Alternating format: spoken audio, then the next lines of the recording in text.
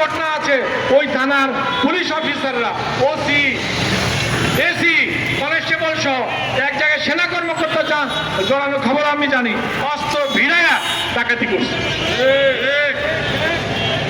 এই গরু ব্যবসাটা করে ওই এলাকায় যায় না যে আমার 2 কোটি টাকা, 2.5 কোটি, তারা মামলা করতে গিয়ে বলে লেখে 10 লাখ, লেখে হয়েছে 2.5 কোটি, লেখে কত 10 লাখ।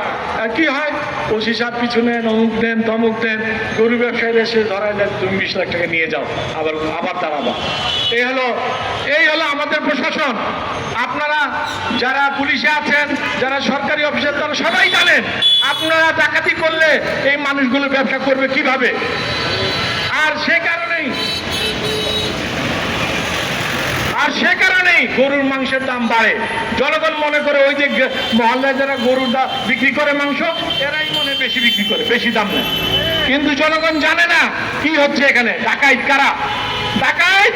কারা আমার জনগণ জানে না, এই থেকে দূরে। এবং কিছু লোক আছে ওই কিছু ইজারা থেকে পয়সা খায়, কিছু টিভি আর কিছু পত্রিকা ইজারা থেকে পয়সা খায়, ওই উল্টা পাল্টা